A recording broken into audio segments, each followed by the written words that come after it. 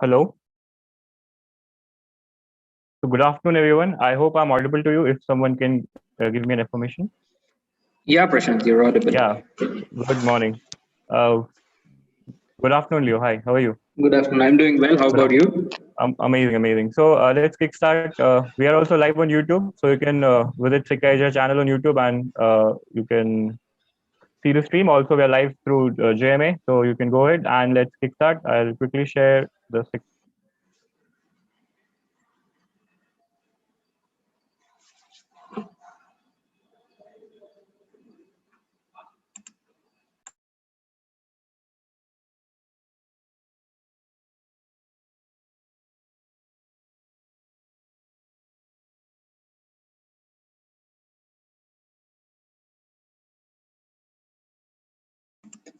Prashant, can you hear us?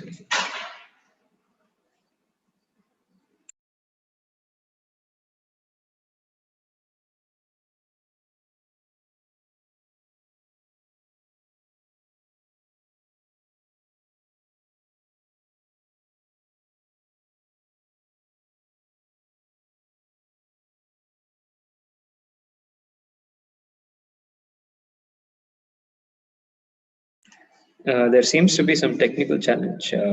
Just wait for a minute for Prashant to join back.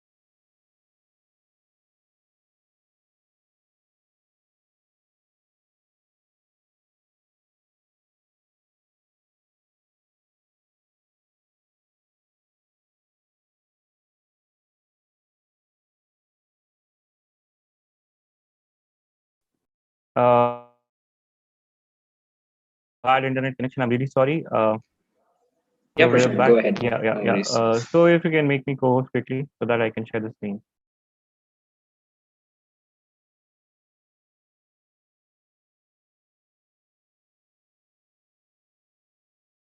Yeah, Prashant, you can go ahead. Thank you so much. Thank you.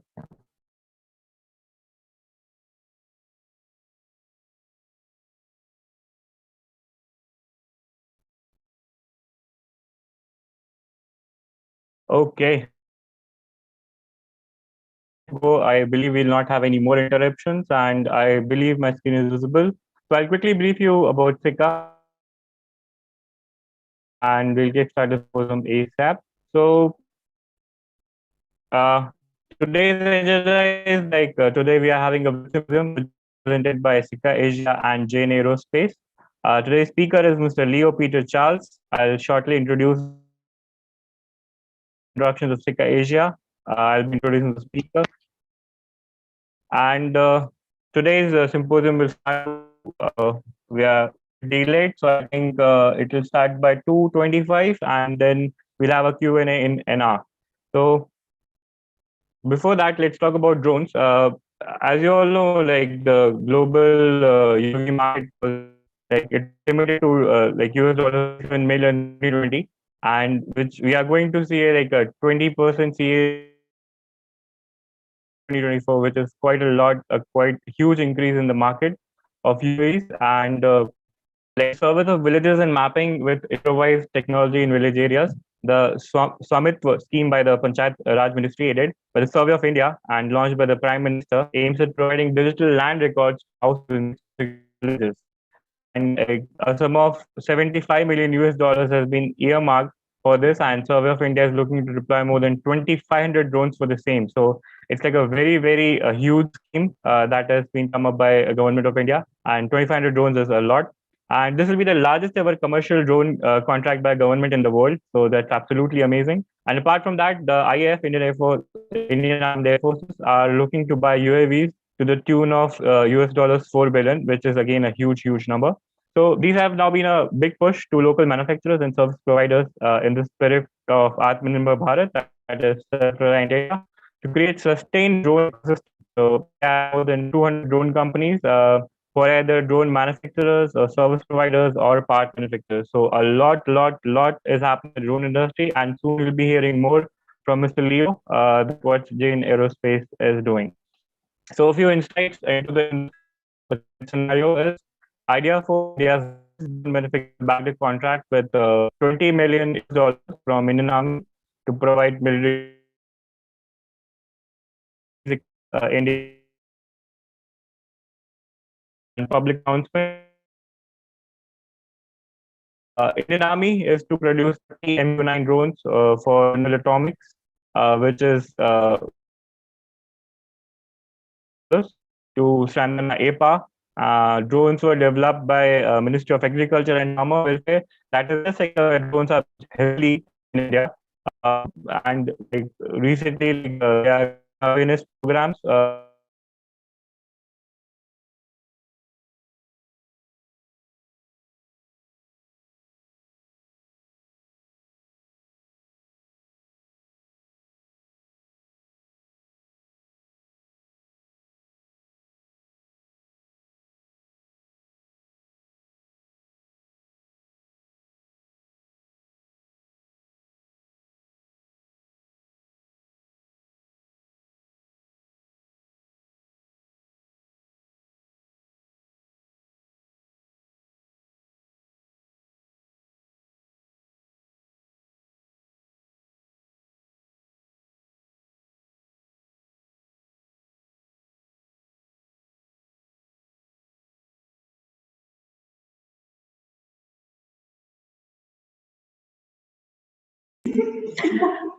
Prashant, still facing internet issues?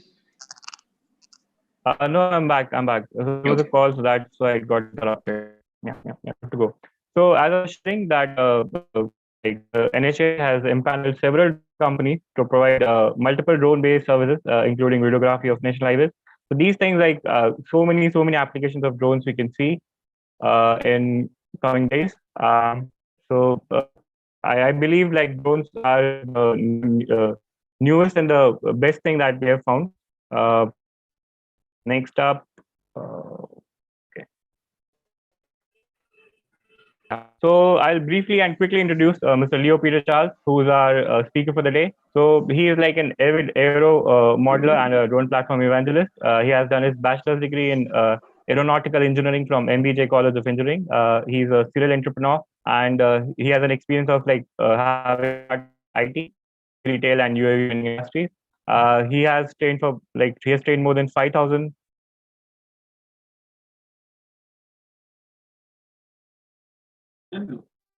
Uh, okay, great. So yeah, absolutely, he is. Like JMA, like together with like Leo has founded Jain Aerospace Limited in December 2019. He is fondly called it JMA. It is India's first aerospace ecosystem startup whose primary purpose is to assist the aerospace industry. Teams work tirelessly to raise awareness, provide infrastructure support, test site success, skilled aerospace workspace, business solutions, government licensing, and to foster the like academic uh, part of those through collaborations. JM is also partnered with EVA from Germany, Vector 3D in Australia to bring cutting edge aerospace technology to India. So by far, JM has been doing great. And JM has so far conducted more than 200 workshops, like professional talks, webinars, and seminars in numerous top institutions, colleges, and organizations to boost and help give an insight to the aerospace sector with a particular focus on drones. And JM is also a member of the Drone Federation of India and is actively participating in regulatory frameworks of the discussions that are happening for drone of India. I'll be brief about Chikka. So Chikka was a great idea which was initiated by for more than Prashant, your voice is business breaking management again. and lean six. There's no more I can do right. Like let's continue. I believe like my internet put me in due course in some seconds. Sure. So we'll continue with the So presentation, and maybe later you could have your presentation once the network becomes stable. okay, that's absolutely fine. We can go ahead with that. Stop Okay. my screen share. I guess I've already stopped my screen share. So I'll hand it over to you guys, and after the to the audience of Sika Asia and to the Jane Aerospace and to Mr. Leo Charles. And at the end, we'll have the introduction and let's kickstart the symposium. So best of luck, best wishes. Thank you so much, Prashant, for that. Uh, Good afternoon, ladies and gentlemen. It's a pleasure to be talking to you this fine afternoon on a topic that's very close to heart, and that forms the basic structure of the drone industry in the literal sense. Composites and polymers have made life easy for drone manufacturers and enthusiasts to be able to build robust, sturdy drones for multiple applications. Today, drones are in the segment where they are catering to more than 200 applications, of which I've had the privilege to work on at least 10 or 20 of them. It's a very vast industry and highly demanding industry that looks to put anything as a solution that can go on the drone. And then that's why materials and structures play a very important role in making this happen. Next slide.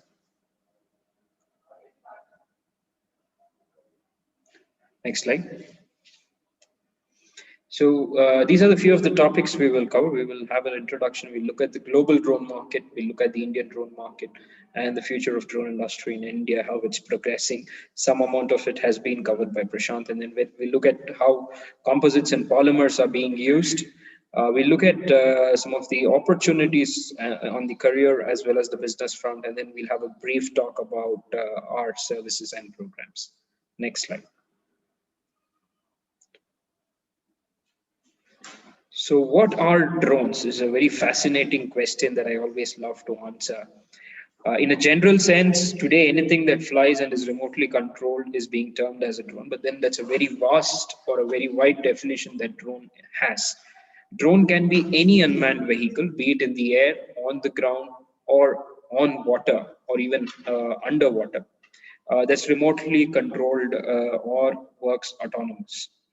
Basically, there's no person inside the vehicle that's controlling it.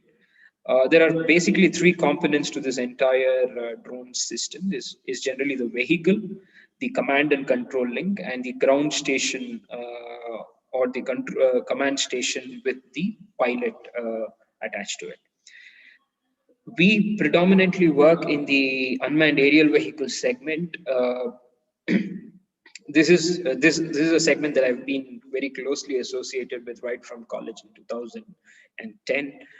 For over a decade, I've been building and flying these systems across the country for various different applications, and they've never stopped fascinating me. The applications today are very enormous. When we started, it was predominantly hobby and cinematography.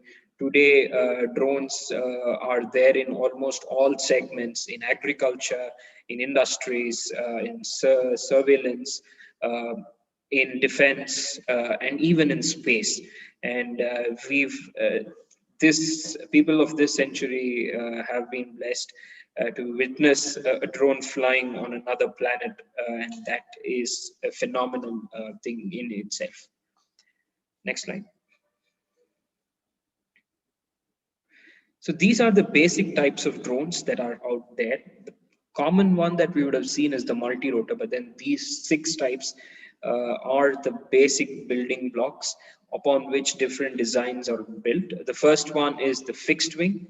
It looks predominantly like a normal aeroplane. It flies on the concept of wings producing lift. So the advantage of a fixed wing is it has endurance. It can fly for a longer time, and then it can also fly in thin air, so at higher altitudes as well. And it can be powered by a battery, or it can also be powered by fuel.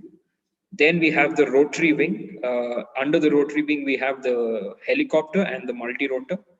The helicopter is a more agile system for fast maneuvering and can take off vertically. The multi-rotor is a more stable platform. With its smaller size, it can carry larger payloads because of the 4 thrust-producing rotors, whereas the helicopter will have to be larger. And both the multi-rotor and the helicopter are VTOL, so they don't need a runway to take off. So that's one of the major advantages. The multi-rotor is also a very preferred platform because it's highly stable. The rotors generally come in even numbers, and you either have 4 or 6 or 8 or 10, with an exception of the tricopter.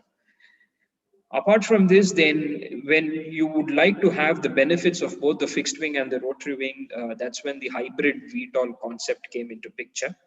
It takes off vertically and lands vertically, but then flies like a fixed wing. So you don't need a longer runway to take off, but then you will get the same endurance and range as the fixed wing. Fixed wing needs a runway, or even if you hand launch it, you will need space to land it. Otherwise, you will have to rely on a parachute landing mechanism, which is not very accurate and is susceptible to wind drift. Apart from that, the most interesting part of drones or the UAVs is the ornithopter. Ornithopter is basically man's thought process to create something that or mimics birds. Here you can see a person holding an ornithopter. It's a drone, but then flies like a bird by flapping its wings. You would have seen the same concept in the movie Uri. But then this really exists. So this bird is used in Western nations where large-scale corporate farms exist. This is used instead of the scarecrow to scare away other birds. And it's designed in the format of a predator. The design is of a peregrine falcon, which is a well-known predator bird. And it's also used at airports to scare away birds, so as to avoid bird strike to the aircraft. So that's a very interesting use case that the ornithopter has. And then we come to the good old aerostat, the concept of buoyancy, where you fill a balloon with helium and then have it loiter around.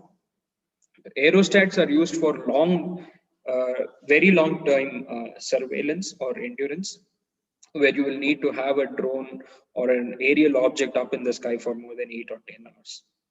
So aerostats come in handy generally for any sporting event or even for border surveillance, where you will need to have an aerial vehicle up for very long times.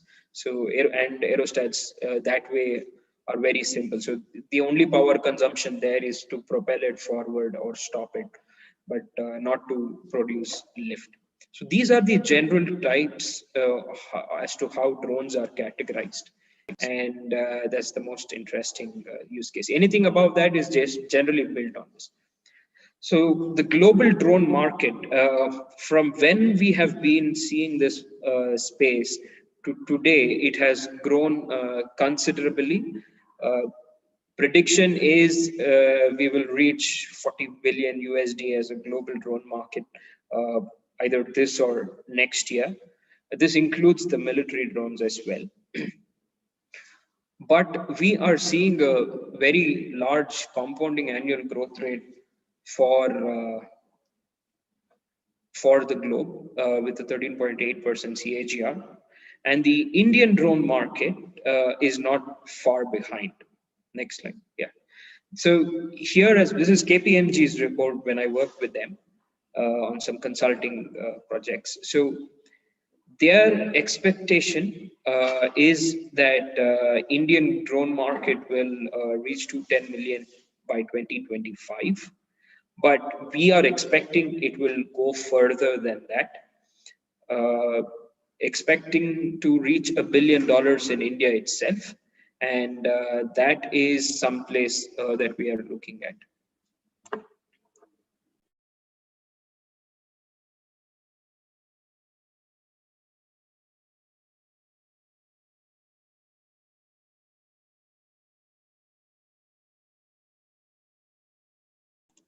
Sorry about that.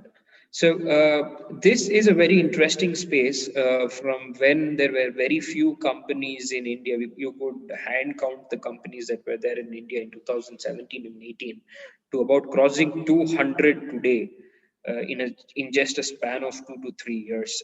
That's how fast the industry is growing, and that's how fast the use cases have been developed, and that's also how fast the market is accepting these technologies. And with that, my prediction is we will hit $1 billion market, only India, in about 6 years span. And this is from my experience with working with a multitude of government agencies, private companies, as well as academic institutions. So we are looking at that, and a few of the positive cases, as Prashant already mentioned, would be the Swambhitva scheme, where they're looking to procure 2,500 systems or deploy 2,500 systems. The entire project is at about 900 change crores. Apart from that, the military has been a large consumer of these drones, and that is the place we are seeing drones being deployed, and government will be the major client for large scale purchases. Next slide. So we've been working on a lot of tenders, and a minimum of 5 to 6 tenders per month are rolled out nationally from various departments, either for drone procurement or for drone services. And that is a large number to what we saw 3 or 4 years back. And this also is an indication that governments are coming to terms to use drones for various activities, and this will help boost the economy as well as boost the industry. So the one major step that happened was Swambhitva. The next major step that happened was National Highway Authority of India making it mandatory for drone video of existing projects to be sent to them if the bills need to be cleared. So that is the second part that we are looking at.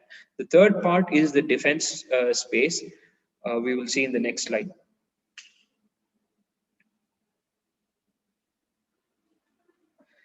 So here, one major domestic procurement of drones happened with IdeaForge Switch, the drone you see on the picture, the VTOL system. So at about 20 million USD, is about roughly about 140 change crores.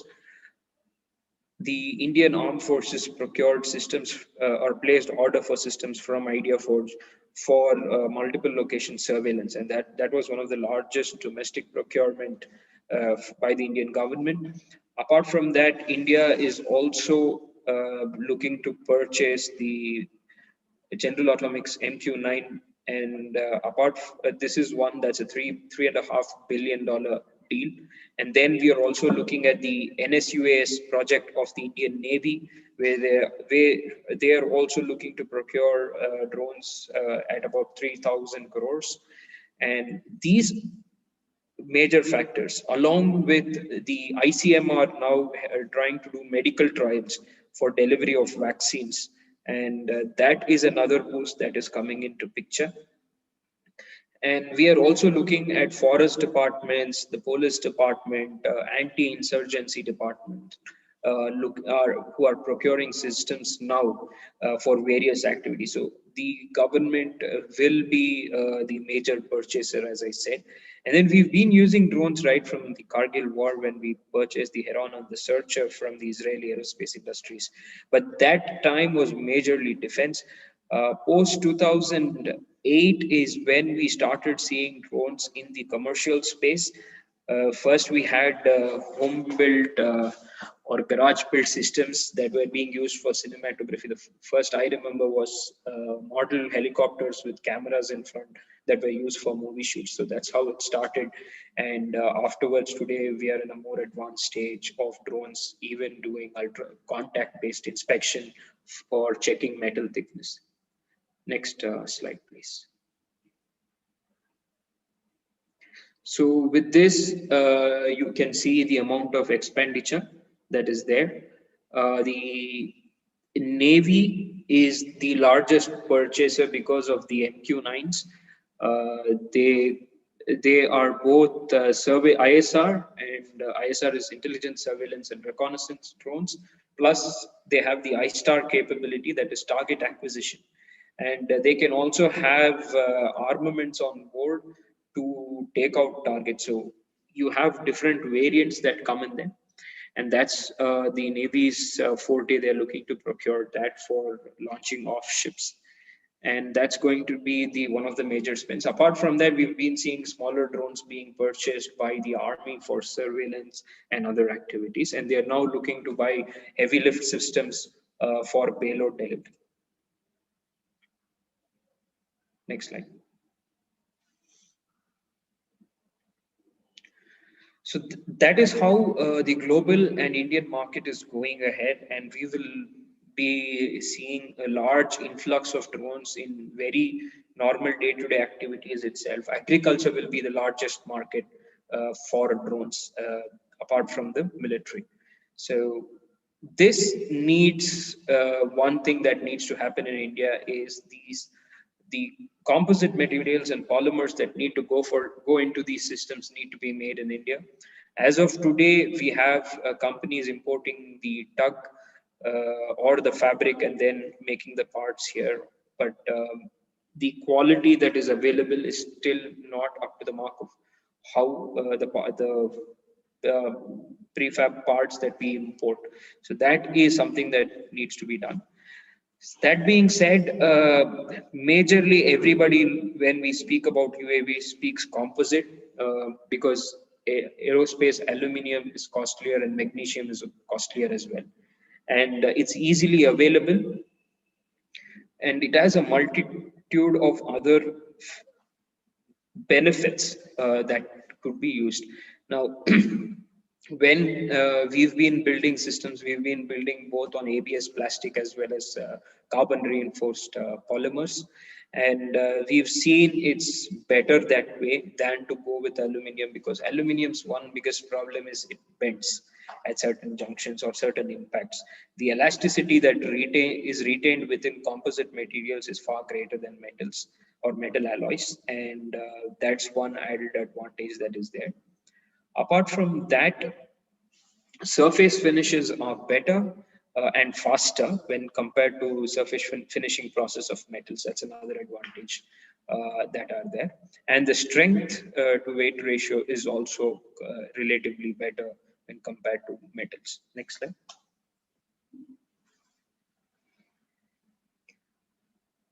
So another space that we have seen is in the communication system. So using metals, you will need to have extra protruded antennas, which we can totally avoid with carbon fiber. There are interferences, but then it's not as at the level of what metals induce. And today we have gimbals also being made out of carbon fiber, because every gram matters in the drone industry. So to make most of the components, light carbon fiber is used, except for fasteners. I think most of the parts, and yeah, except for fasteners, everything else is carbon fiber at this point of time. And today, because of this large scale use, apart from drones, we have the automobile industry as well as the sporting industry that is that uses carbon fiber or fiber reinforced polymers or fabrics. So that's or composites. That way, we have a large use case, and because of that, today it is slightly easier to procure these components. But then we are still focused, or we still depend on a lot of imports. Next slide. Let's just look at a small video on manufacturing a carbon fiber propeller.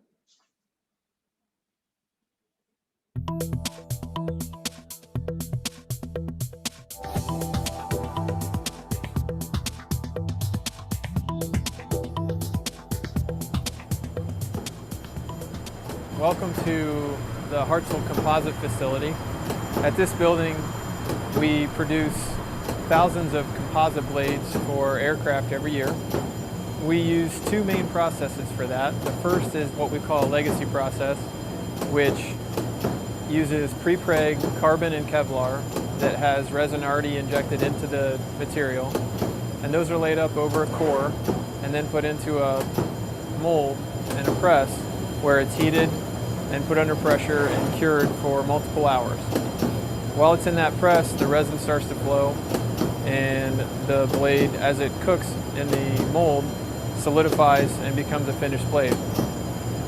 After that, the blade is taken to the process where we clean it up and get it ready to be primed and painted and put into inventory. Our other process for composite blades is called our next-gen resin transfer process, where we use dry carbon socks instead of pre-preg material and overlay those onto a core as well and co-mold with it an erosion shield on a leading edge for protection from all kinds of foreign object damage. So that process is a dry carbon layup, and then the blade is co-molded with the leading edge, and it's also put under pressure, and the resin is vacuum pumped into the blade as it cures over a 4 to 8 hour period. Those blades come out and they're also taken and primed and ready for paint, and then they are sent up to our main assembling and manufacturing facility where they are put in inventory and ultimately get put into propellers. Well, the carbon fiber we use is aerospace grade. It's absolutely the strongest material you can think of when it comes to composite blades, and we really use that to differentiate our product because it allows us to design thinner airfoils with wider chords that really outperform any other product in the market. Throughout a typical year, we produce about 2,000 to 2,500 composite blades, and those go into aircraft from anything from the Red Bull air races to big regional airliners who are depending on us to provide very strong structural composite blades that last a lifetime. In fact, some of our blades have more than 50,000 accumulated hours, and the great thing about structural composite from a life cycle standpoint is that you can continue to overhaul those blades and restore them to their original factory specifications and not grind away material like you do on a metal blade. So theoretically, you can continue to overhaul blades on the composite side and restore them to new and get unlimited life out of them, which is what they're certified for.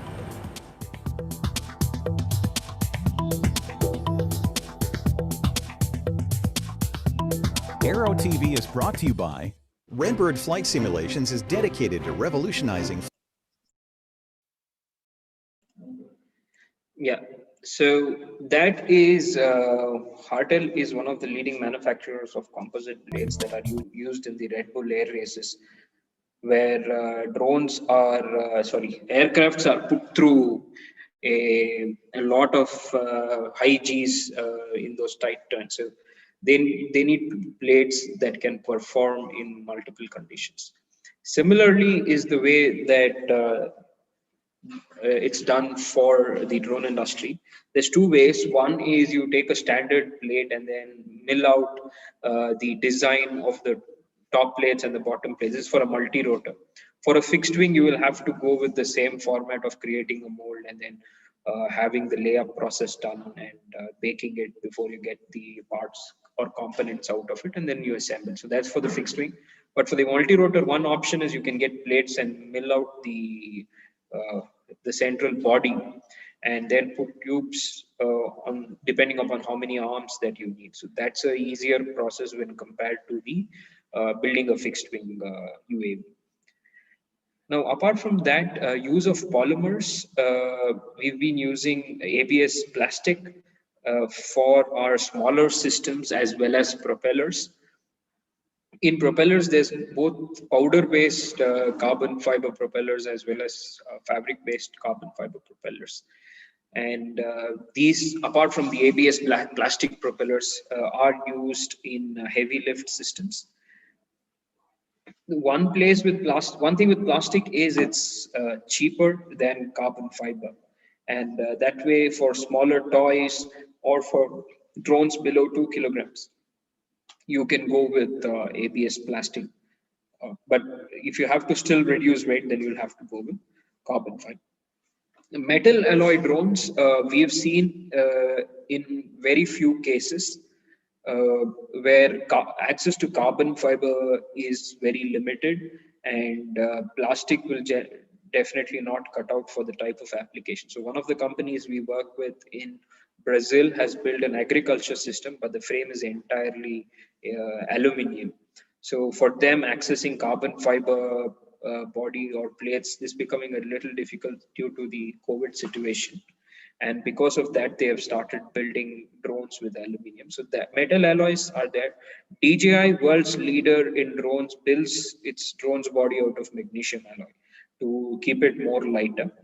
And that is one place also we've seen a large use case of metal alloys being implemented in drones. But then predominantly it's always been carbon fiber. Next slide.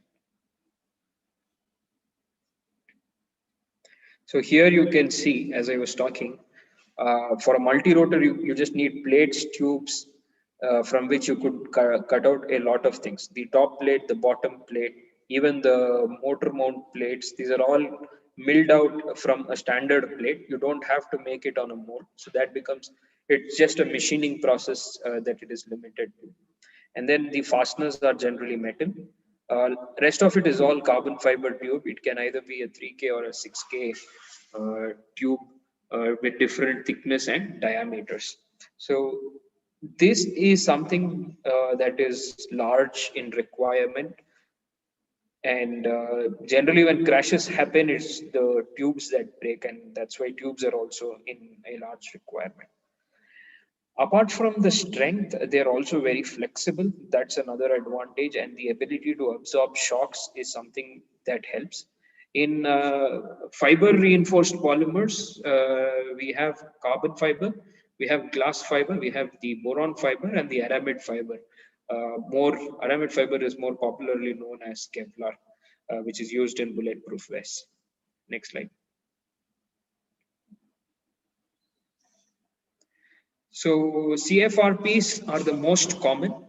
You can see them, they are used in making the propellers, the motor mounts, the tubes, the central body, the gimbal for holding a camera or any other kind of payload.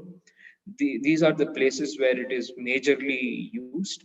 And with carbon fiber, either with woven or non-woven fabric layup, we can get the desired characteristics or structural characteristics. So it depends on how we've done. The image that you see is a woven fabric being made into a plate and then milled. If you have non-woven fabric that can be used, it gives it a better quality. We also work with pre-pegs in India. A lot of companies use pre-pegs as well. But then depending upon the climatic conditions there, also we have certain challenges. And so majorly it's preferred that fabric comes in and mold, then the process of layup and curing is done, instead of directly going for a pre-peg. Next slide, please. So glass fiber reinforced polymers are also used in propellers, in racing props. The props that you see here are part of the propeller series for drone racing. It makes it a less cheaper than carbon fiber, and then easily available as well, material easily being available. and you still are light. And another part is we have a lot of expertise in this domain already. Working with carbon fiber, we're still developing, but with glass fiber, we've been working for a really long time when compared to carbon fiber, and then that gives also the help. It also has excellent properties in terms of strength, flexibility, its durability, and resistance to heat, temperature, and moisture. Next slide.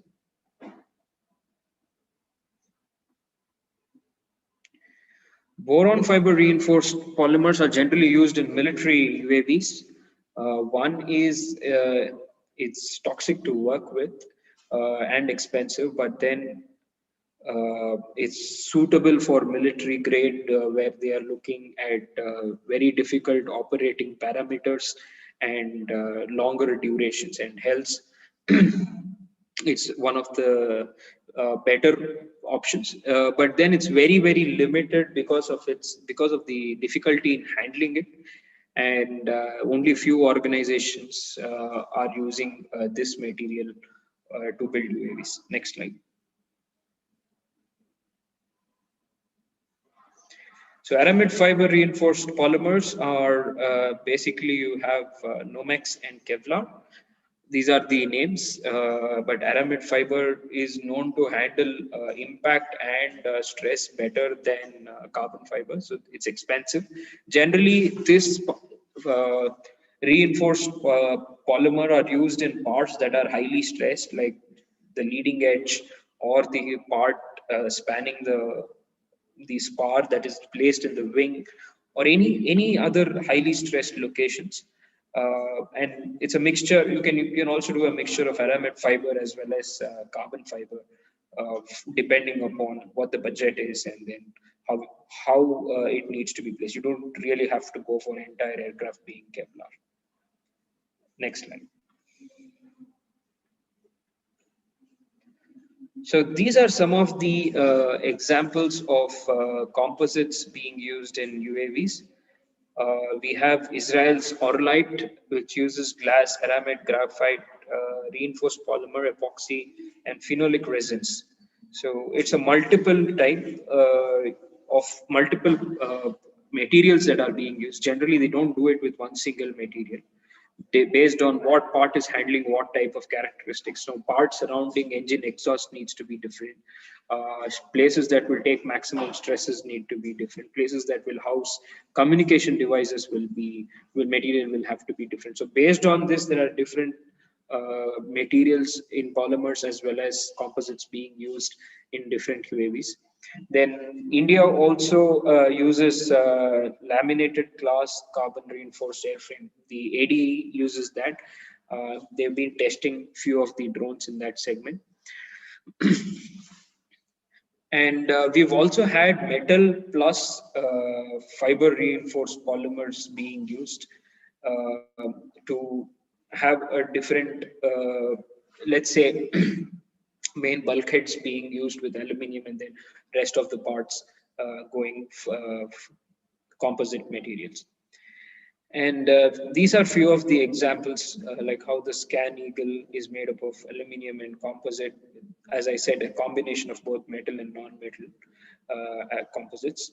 And more and more, it's shifting towards carbon fiber itself. Next slide.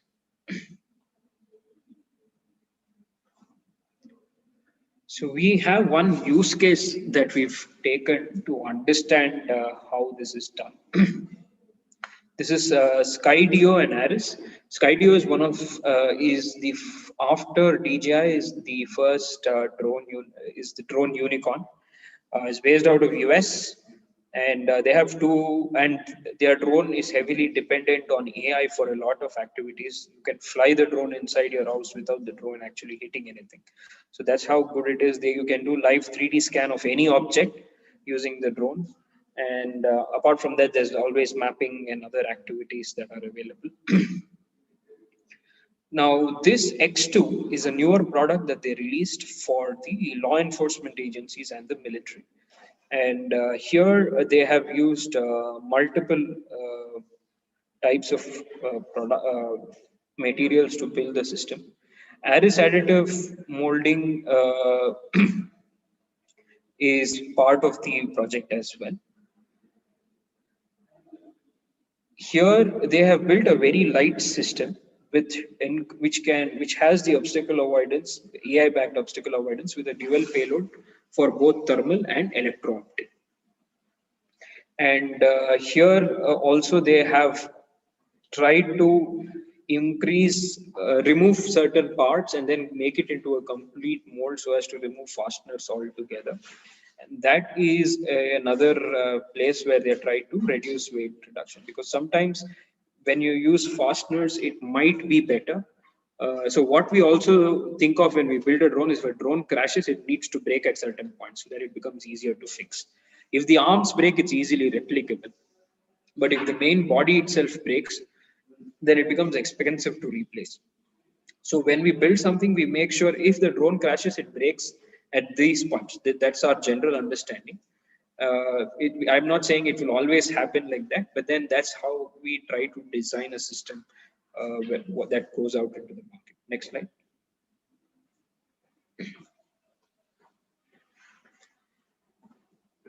So here the X2 frame, so you'll certain places it's fully enclosed and certain places it's open to accommodate different components, as well as to protect components that are there.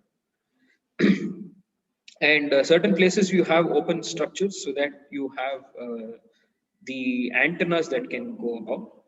And another thing Skydio did is they tried a multi-material assembly consisting of glass fiber composites, carbon fiber, aluminum brackets to form the joints, and different features, mounting features to understand. So we can't build the first drone fully molded from the get-go. That's not possible. So they tried these methods where they first built the drone and saw where all you had to put fasteners and fix, and then they tried to change that into a complete single mode.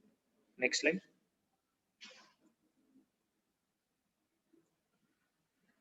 So that's how small the drone is. Now, if you have to use or make a drone very small, but then it still needs to hold up to all the forces acting on the frame, then carbon fiber reinforced polymer is what you will have to go with, keeping also in mind the cost consideration. This drone costs at about 11,000 USD.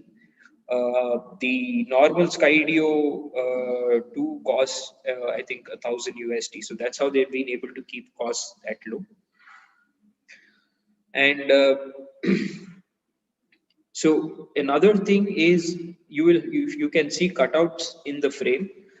Those are all majorly for weight reduction. So that also, when you run a simulation on structural strength, you will be able to make these cutouts and then reduce weights further. And this is highly possible with carbon fiber or fiber reinforced polymers than with metals. So that's another advantage that we have. Next slide.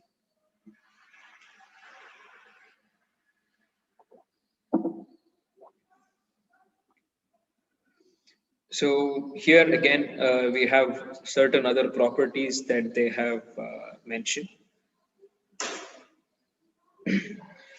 The X2 now has been also deployed by the private railway service providers in the US for railway monitoring, where they will be housed in docking stations at different locations, and then the drone will fly itself and transmit data over to a central server. So that's another thing. And US has different weather conditions. The material has to take all of that. The drone is IP rated, but if you have to prevent corrosion, if you have to avoid moisture accumulation and all of that, and if the material, if you have to make sure the material doesn't take in the moisture in its different levels, carbon fiber is the best place to be used, or the best material to use. And Skydio has done that. Next slide. And another thing is, because of this, they're able to achieve 35 minutes of flight time. If it was heavier, then the flight time would have come down. Let's take a look at the video. Our mission at Skydio is to create the most useful autonomous drones for consumer, enterprise, and public sector customers. We are on a relentless quest to innovate on every level of the product. We looked for new materials and manufacturing methods that would optimize the strength, weight, and function of structural elements of the drone so that it can be tougher, fly longer, and pack better. Skydio needed to have a watertight, GPS-transparent housing as well as a rigid, stiff, impact-resistant structure for its X2 imaging system. Additive molding allowed for seamless use of different materials with a continuous aligned fiber structure, uniquely meeting all these requirements in a single part. This was accelerated by Aeros software that allowed us to simulate multiple configurations before we committed to a final design. It became clear as we engaged with the Aeros team that the solution that their additive molding offered was far superior than any other alternative. Every gram spent on that extra bracket, screws to attach that bracket, cost the product speed and endurance. Aeros's additive molding expands the constraints that we have previously designed within. We founded Aeros with a mission to make the most innovative, highest performance products at scale. While we work across many industries, aerospace is a natural fit for our technology. And when we look at the evolution of aerostructures, we see that the industry has been punctuated by innovations like our additive molding that have opened up new possibilities in design, manufacturing, and materials. Skydio's pace of innovation has fast-tracked this transformation to the next generation of aerostructures by rapidly applying these newly available design, manufacturing, and material capabilities to solve a number of critical functional challenges within a single structure. It's simply amazing to see such a revolutionary product broadly available and flying today.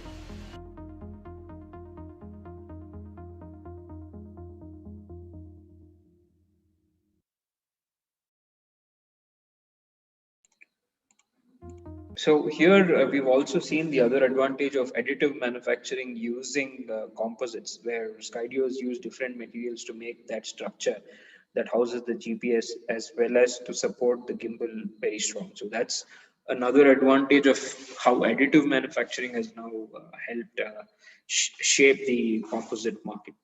So the UAV composite market looks very promising. It was at about 1,000 million in about, that's almost $1 billion in 2019, and is forecasted to reach 3.2 billion by 2027. This is predominantly because a large amount of industries are heavily dependent on composites. And apart from that, we are also seeing the use of composites in in most of the non-conventional parts, in most of the conventional parts that would generally either would have been metal or anything else. So that's another advantage. And they are also looking at rapid prototyping on a larger scale for building drones that with multiple application use case, as well as large manufacturing setups that could help support the supply chain required to manufacture a large number of drones. So that is the market size, and it's growing very rapidly. And in drones, the propellers are always consumables. Even if you have a small nick or the tip gets cut, you'll have to throw away the entire propeller. So that way, the consumables in the drones, in terms of the propeller, is very high, and then that's another great market to be in. The propellers for drones, both fixed wing, multi-rotors, and the rotors for the helicopters. Next slide.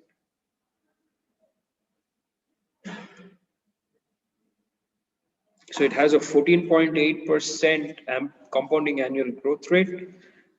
Europe is looking at a 36.5% growth.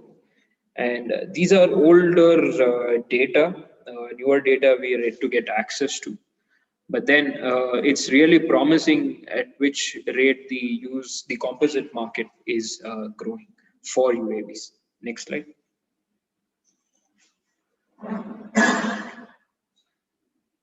So the Indian market is also growing. We are having defense projects that are coming up. One is the Adani Defense and Aerospace with Elbit Systems, which will manufacture the Hermes 900 in India. And because of that, large scale composites manufacturing units will also be required, and hence it will drive the composite industry. And IAI is different, the Heron and IAI is drones, and you have other systems that are also coming into picture, including the aeronautics group's orbit of 4 that will be manufactured in the country. So that way, the defense will be one side, the major driver, and the agriculture and mapping and survey in the commercial segment will be the other major driver for composites market in India. Next slide. So business opportunities in the drone industry, next slide, is a very interesting use case. So if somebody wants to start up an industry, you don't really have to go and build drones. There are other places that you could be in as well. And most of these places will need very good knowledge of composites to work in. The basic would be the drone manufacturer. The next is the drone service provider, or the DaaS companies, as we call it, the drone as a service company. Then the MRO providers, because drones will be deployed all across the country, cannot come back to the centralized place for repairs. We will need localized MROs to repair drones. Composites parts manufacturers, we need motor manufacturers, battery manufacturers, polymer and lithium polymer and semi-solid lithium polymer. We have electronic speed controller manufacturers is also required. Then we need manufacturers to make flight controllers. Today, flight controllers are majorly imported. We also need payload manufacturers. That is one major space India is lacking in, where we are importing payloads from Japan, South Korea, Israel, Europe, and the US. Unmanned traffic management software. These are all the software parts that we have. UTM software companies in India, 1 or 2. There's a large scope for that. Ground control software. Software companies can take up that. Drone insurance is another space to be in. Drone docking stations are now coming into India for autonomous drone operations. Then drone skyports for drone taxis. Anti-drone technology that now is India focusing majorly on after the Kashmir incident, Jammu incident, sorry. And then we have the consulting part for Digital Sky and other regulatory framework. So these are companies or industries that could be established, and if somebody is looking to start something, they can definitely pick one of this and go ahead with that. Next slide. About us, just keep it brief. We are India's first aerospace ecosystem startup. I started this organization with an idea to help existing drone companies to scale up. We don't provide drone services or sell drones. We majorly support companies who do that. We build projects. We specialize working with the government, and also we have international collaborations to bring in technology into the country. So that's another place that we specialize in. Next slide. We'll take a look at few of our services. Next slide. So these are the services we currently provide. We are also India's premier drone pilot training organization. And we also work with registered DGCA FTOs to provide licenses. And we also, the pilots we train are placed in the industry directly. So that's where we support the industry. Apart from that, we provide infrastructure support, government liaising, R&D. We have an excellent team within JMA and associated with JMA to help build drones, which can further be taken to production. We also work in helping with investments, and we also help build business models and work on business consultation. So these are few of the services we provide to help the ecosystem scale up. And that's something that I've been doing, and I did as the CEO, also as the CEO of Garuda Aerospace. That was our first project that we took up. Next slide. So these are few of our clients with whom we work and provide consulting services. EVA is the company in Germany that we work with. Their docking station will come to India for autonomous operations. Primarily, it will be launched for agriculture and later for drone delivery services. Next slide. So this is one of the things that I keep saying. Drone applications are limited by human imagination. Anything you can imagine today can go on a drone tomorrow. So let's start building more applications. Let's start making composite materials here that could be widely accessed and could be more structurally robust to accommodate a lot of complicated applications that drones will take up in the future. Two of my ideas that I would like to share, one would be self-healing materials that are there in metals already, if we could bring that to composites. And second would be biomimicking materials, where we could incorporate living organisms in the matrix of the composite to keep it sturdy or even push the limits or boundaries of the structural strengths of the composite. So these are two ideas that I've had and then have been discussing. If anybody is interested to do R&D in that segment, you can always reach out to. Thank you so much, and we will take questions now.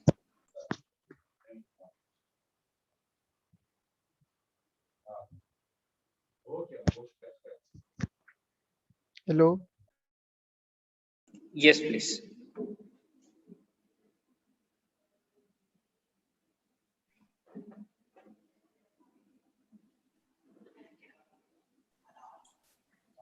Hello, thank you very much. I am Harnad. I joined from UK now.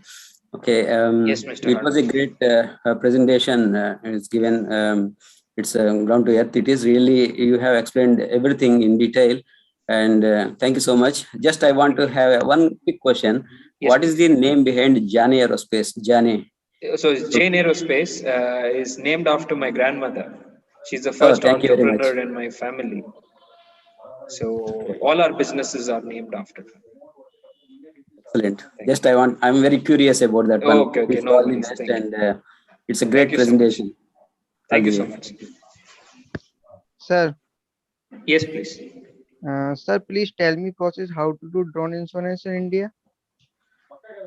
You will depend. First, you will have to decide what drone do you have a drone already?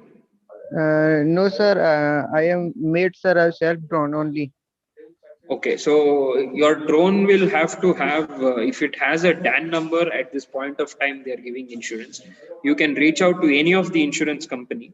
Even ICICI is providing insurance at this point of time. You can reach out to them. If the criteria, if they are criteria for providing insurance matches, then they will give it to you. There's certain criteria. One is DAN, and second is where the use case it's going to be, and all of that.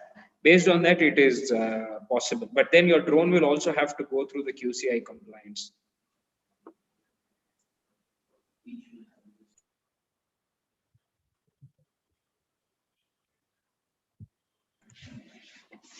So based on that, you could apply for this one. But then there's a lot of other processes for you to have a license. R&D drones don't need insurance. But then you will have to check with the particular insurance provider as to how they can insure your systems. Which manufacturing process more used to create drones, especially carbon fiber with thermosetting? What type of drone, if you can tell me, then I can tell you. So there's different types. In multi-rotors, they generally machine it. So the process of making the plates is the same. Lay up and then heating it in the oven. You can either do it under pressure like they showed in that video. But with thermosetting is also possible. But then I am not an expert in that segment. If possible, I will have another event planned with Absolute Composites, and Raghav can explain in detail because they manufacture the systems themselves. So they will be able to throw light on that. I am also still learning on how to do this. We generally buy the plates and machine it.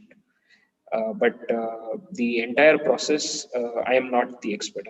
I am still the student of the process.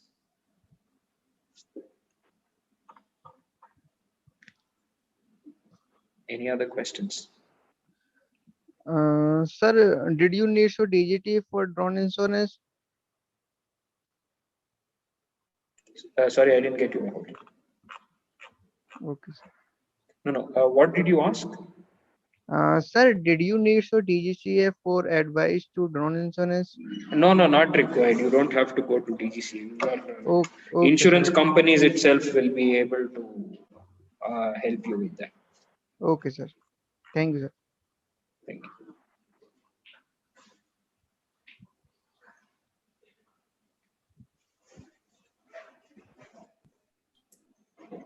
Leo, is the GMA is supporting the funding for the new entrepreneurs who wanted to pitch into this business?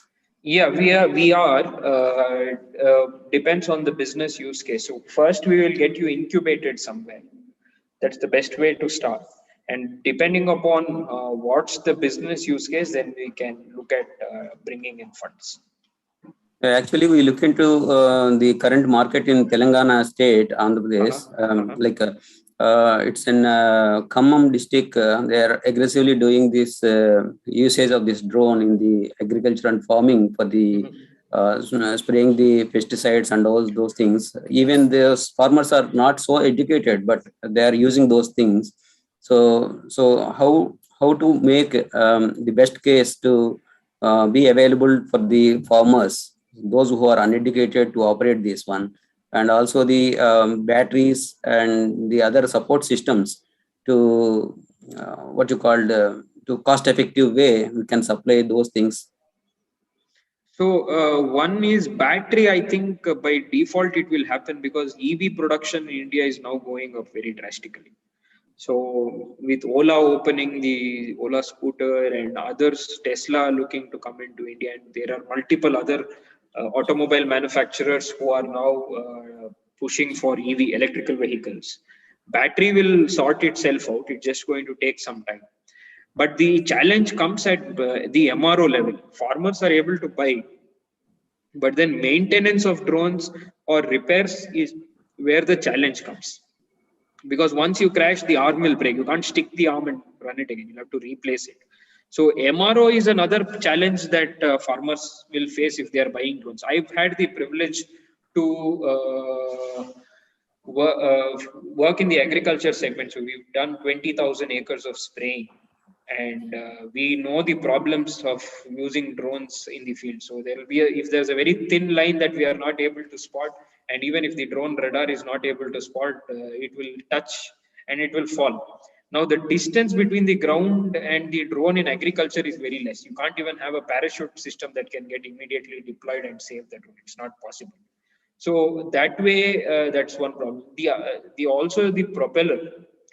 Every time propeller goes, you will have to wait to get it from China, and that's a very long wait period. And in the customs also, it is very difficult to convince them to let the propellers in. So propeller manufacturing, carbon fiber tube manufacturing, these have very good scope in India. And my estimate is every village needs one agriculture drone. So that we are looking at 6 lakh drone deployment only in agriculture in India. So because of that, setting up a manufacturing plant is it seems viable. Also, not only for drones, you can also work with automobile industry. We can work with sports equipment manufacturers. Now today, the badminton racket is carbon fiber. Yeah. So high performance sport equipment is all carbon fiber, including hockey sticks and all of that. So that way, there is a lot of scope. You just have to get the product and its output right. So that way it helps, but it will slowly, as more the number of use cases or the quantity of use case comes up, the cost will slowly go down. Right now, import taxes itself are very high, and paying 10% duty plus another 18% IGST, 3% cess. That is all adding to this. Plus the shipping cost is there. Now, if you can remove all of this out and then make it exclusively India, you can at least save 30% of the cost. That's huge savings. Yeah. So I have already I have an active discussion with the one of the farmer who is using this drone in Khammam district. Okay. So what he told is they are getting around 40% of cost advantage as compared to the manual operation with the drone operation. They are using these drones currently at 3.5 feet to 4 feet distance. They are spraying the pesticides currently. And the incident rate is very less now as of now. Maybe the material selection is little bit cheaper than the aerospace, because I work for Scient Limited India at Hyderabad. Currently I am at UK for some other product development project, and knowingly or unknowingly, I was involved in this drones because I worked in Indian Air Force and I participated in Kargil War as well. I saw the drones used for the reconnaissance at that time. So they used to do the cross-border activity for the drone operation, where the our geography is not supporting, where the mountains are there and we can't go and see the enemy's territory. So there we used to use this reconnaissance UAVs there. And also as part of our business program, I visited the Israel in 2018, early 18, and I worked for the IWI, Israel Weapon Industries, which is a subset of IAI, that is Israel Aerospace. Okay, so and our Scient is already signed the MOU with Elbit Systems, and for the Bluebird Aero Systems, it was signed in April 2018, and it is coming up in Hyderabad. Okay, so that is what I want to. As I am in the aerospace for the past 30 years, I know about the aerospace industries and the material selection for the uses in the drone manufacturing or what. But I am concentrating more on the eco-friendly and ecosystem build-up, like where we can more concentrate on the volume production kind of thing. Like so, the most of the volume is involved in the drone. Nowadays, drones we are using for the marriages and all those things for the photo and video making. But as part of the India is a agriculture country, so we are going to leverage our cost efficiency in the making some cost efficient drones for the farmers. One is, sir, the one is we'll need to manufacture here. We will need to lower the cost of batteries. Apart from that, if we can increase the efficiency of the whole system altogether, then cost per, so the end of the day, unit cost is cost per acre for the farmer. Yeah. Now, right now, unit cost for spraying cost per acre is at about 500 rupees, 300 to 500, depending upon the height of the crop, availability yes. of land, and limited and how many obstacles are there. Now, if you can, let us say a drone, instead of flying for 15 minutes, flies for 45 minutes. Endurance. So that way you can work. Second is instead of carrying 10 liters, if you are able to carry 30-40 liters with a smaller structure, I'm not talking a larger, with a smaller structure itself, with structure being able to take that weight load, that is also another advantage. So one, and propellers, as the payload increases, propeller diameter also will start increasing. So if we are able to build stronger propellers that can work at higher pitches, then we can limit the propeller size as well. So there is a multiple amount of factors that R&D organizations will have to go through. And that way, but cost per acre is what we will have to reduce for this to become more viable. But as of now, in places like Salem in Tamil Nadu, manual spraying itself, they are charging 1,000 rupees and above per acre. Yes. So we have reduced it with drones, but we are still trying to standardize. I work with Tamil Nadu Agriculture University and University of Agriculture Science, Bangalore. And we are trying to standardize and create SOPs so that process will become correct.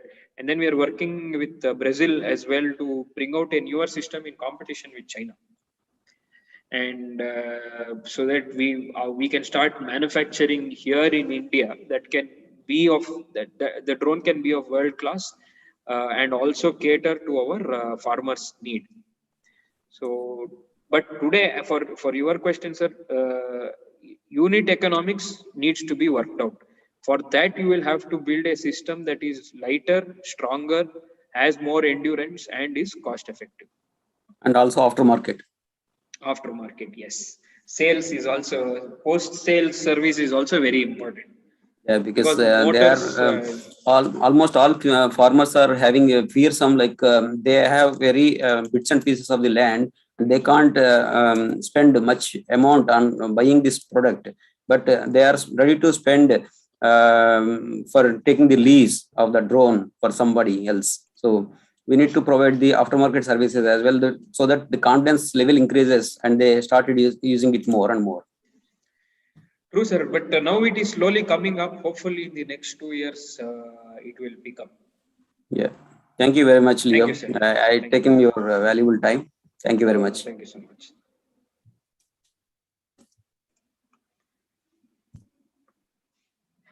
I think we can close the question.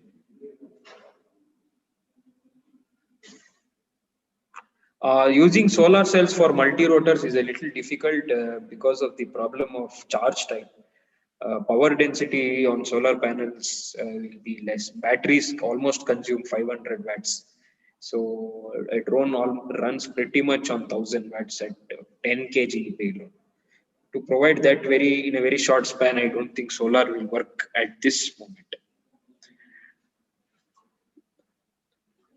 Prashant is there.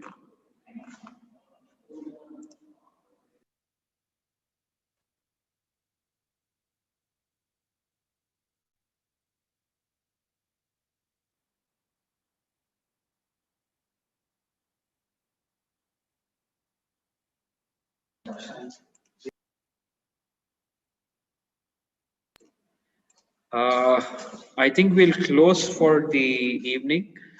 Please do leave in your valuable feedback in the link provided so that we can get back to you on our future meetings. If you have any questions, you can always, we are on Facebook, we are on LinkedIn, we are on Twitter, and we are on Instagram, and also on YouTube. You can ping us there and we will immediately reply, or you can also send in your inquiries to info@jnaerospace.co.in. If you are looking for any consulting services, you can also reach out to us and we will be more than glad to help. Thank you so much.